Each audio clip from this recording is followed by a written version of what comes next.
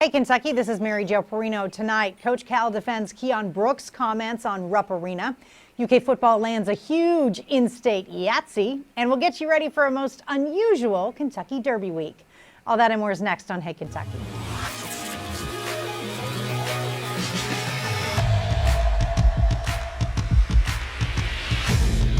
Welcome to Hey Kentucky, along with LEX18 Sports Director Keith Farmer. Keith, Derby Week is usually like the busiest week of the year at this station. It just feels so different now. I mean, it's so weird because no fans, we're hardly going up there. Derby Day, we will be there, and Oaks Day, but I mean, yeah, it's just so strange. And it's September. It's September Almost. was the other thing. Yeah, absolutely. All right, we got to start, though, with the coronavirus. And Kentucky's numbers continue to set a troubling trend. For the week that ended Saturday, Governor Beshear reported a record 4,700 plus cases. That's 4% higher than the previous record from the week of July 19th. Beshear has warned that while August has been a tough month for deaths, September will likely be worse. In other news related to the pandemic, the governor and Attorney General Daniel Cameron have filed opposing briefs ahead of the September 17th legal showdown focused on COVID-19 emergency orders. And two Louisville bars are suing Beshear over orders they describe as, quote, contradictory, ludicrous, arbitrary, and discriminatory.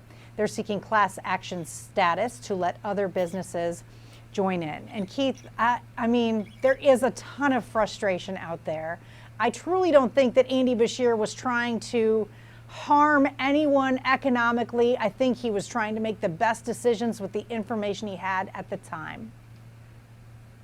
Yeah, exactly. And I can see how some of these businesses would look at that, because it seemed like, you know, there was this business allowed to be open, this one not, or this one certain times and not. And so I could kind of see that. But at the same rate, we've not been through a pandemic like this since at least 1913. And so it was, you know, him trying to do his best to protect Kentuckians. Yeah, I think so. And I think that's probably how it might shake down in court. We'll see.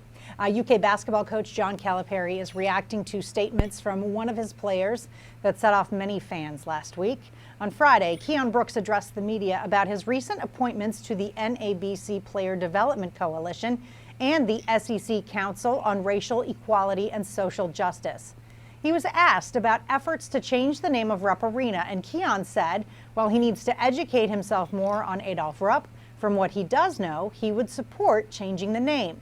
Well, that generated a lot of criticism and prompted Cal to respond on Twitter saying, in part, quote, he's a very smart person and a very conscientious young man. However you feel about what he said, my hope is you show him the respect that all of our players deserve. My job is to make sure all of our players are educated on all that goes along with Coach Rupp's name, and we are going to walk through that. Keith, yeah, I mean, you can't take the name Rupp away from Kentucky basketball. They're going to be inextricably linked forever.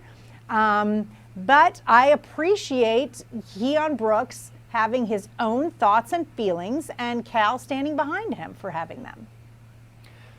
I mean, that's what we all ask for, right? We're all hoping that we get honest feelings from the athletes that come through Kentucky, and that you hear exactly how they feel about certain topics, whether you agree with it or not. And that's what he tried to do. He wasn't hiding anything. He was giving you his honest opinion, and that's what we got. And you've got to stand behind your players. And look, it didn't stop him from coming to Kentucky. I don't think it'll stop him from playing this year or anything like that. But I welcome his thoughts and other players' thoughts, so it was really good.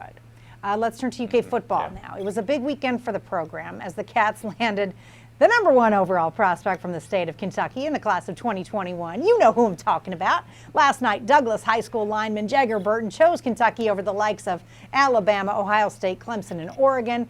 He's considered the number 59 overall prospect and number 3 offensive guard in the nation. In June, Burton saw a massive leap in the national rankings, jumping a whopping 109 spots to the number 61 overall player in 24/7 Sports national rankings.